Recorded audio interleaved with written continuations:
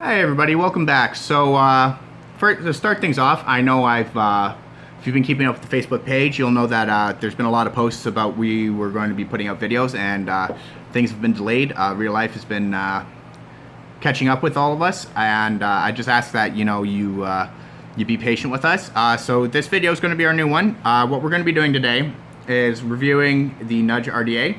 And before we get into that, however, I would just like to introduce our newest member. She hasn't really, I figured out her what she would like to be referred to as privacy is a top priority here. So I will have a link in the description for this video if you want to check her out. I just need to get permission to add her. But what she's going to be doing is helping us with videos about mechanical mods, Nick salts, and she will be helping model our juice photos. So we actually have a photographer now, which is great, because as it is right now, there was only 2 of us, so now there's 3. In the meantime, however, just check out if you're interested at the link below when this video gets uploaded. So to start things off, the Nudge RDA by Wotofo. So what if you know what RDAs are? I don't really need to explain, but for people who are just getting new to vaping, RDAs are a type of atomizer that you build with coils. For example, like these. We'll show you an example. So what you do is you take something generally about that looks like that. It's a coil. There's different types, so it just depends on what you fancy and what your mod can handle. And you take cotton bacon, so that's this stuff, or there's different brands. I prefer cotton bacon, specifically Prime. I find it's got the best liquid absorption, and they don't burn as easy. But cotton looks like this. It's just all natural cotton. That's what you want to use. You don't want to go to your local drugstore and get cotton balls. That won't work, so don't even try it. You might actually get sick. And be careful buying online, specifically places like Wish, Geek, all that stuff. So getting into it, the Nudge was my first RDA. It was fairly interesting. I had a RDA before that, and I know I said the Nudge was my first, but I classified this as my first because I actually kept it. The first one I had was by, I think it was by iJoy. It was part of the Capo Squonker. There will be a video later for squonking. I will be explaining a little bit more in this video. So anyways, proceeding. It was all great. Generally, it's easy to clean. It's easy to put together. For someone coming into it, it's great. However, there are some design flaws. And the first one being is this pin right here, which sits on the plate of the mod, like so, is what passes the current, right? And as you can see, it's hollow. So the problem with that is it didn't come with a solid pin for non-squonks. This is called a squonk pin. And what happens is when you have your RDA all nicely built together and sitting on your mod, and you put juice on there, it drips. It drips through that hole into the RDA, and you can't really, you can kind of see it, but you notice how the color is different in a few spots. Like it's a little bit darker here, it's brighter here. Anyways, so what was happening was the juice was dripping through it and getting into my mod. Now this is a waterproof mod, so thankfully it wasn't a cheaper mod. I paid some good money for this, but that was the start of the problem. So meanwhile it was working great, I needed to replace the pin. So I went to the local store that I go to, the London Vape Shop, and talked to the owner. Great guy. He gave me a pin to replace, and when I went home, I went to replace it, but I dropped my squonk pin. So the big problem with that is the squonk pin was attached to, I don't really know how to describe it. It was some form of attachment. So literally what it was is it looked exactly like this plastic piece. So there was another one. This one's attached to the posts, right? That's parts where you attach coils so that you can pass on the current. So there's another one and it was attached to this thing. Problem was is once I dropped it, I lost it, so I was never able to find it again, and that is where the biggest problem is. That plastic piece, they do not sell extras. You can't order it online. I've checked their site. I tried contacting them. They do not respond to your emails. The company has issues. And if you're willing to risk it, I mean, if you can find maybe Kijiji or whatever and find a broken one, and you got that plastic piece, great, you can get it working. But there's literally no way to get that plastic piece other than buying a new one. That's the easiest route. Like I said, you can try hunting one down, but really, who's going to have it? And so what ends up happening is it looks like it's in there, right? Well, watch this.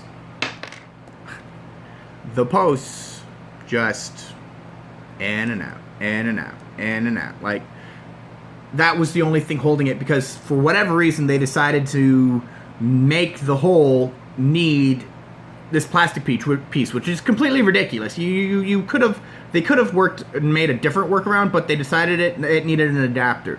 As you can see here, where the edges kind of, I know the video is blurry, I'm sorry, so I apologize in advance, but you can kind of see the little bit of a cliff.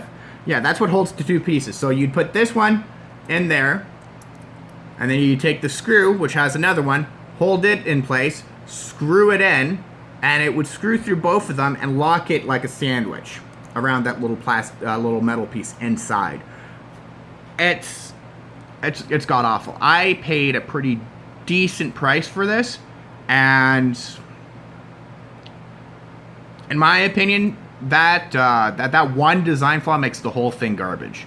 It's a complete waste of money, and it sucks because no one knows about this. I looked online. I tried finding other people who had the same issue, and no one's noticed. Or if they have, they haven't posted it online. And it's just, I don't know how a company can function like that. I mean, somebody had to have noticed this at one point. If somebody didn't, then they need a quality inspection. So, with that being said, if you're going to get an RDA and you're looking at the nudge, just keep in mind the design flaw. All right, like I said, it's easy to clean. It's got great. It's great. Other than that plastic piece, like that's what threw me off. I mean, how could something so good? I guess that's really how things go. You know, if it seems too good to be true, probably is. So I had to go out and get another RDA, and this one, and I love this one. All right, this one's beautiful. Number one, because it matches. Number two, it's simple. So you see these posts here? You see the little screws? Again, I know it's blurry, so I apologize. What these coils do is they go straight down.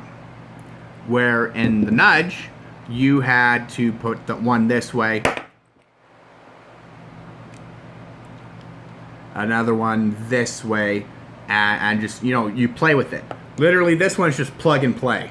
And it's called The Drop by, I don't even remember who it's by. Anyways, let's see here. DigiFlavor.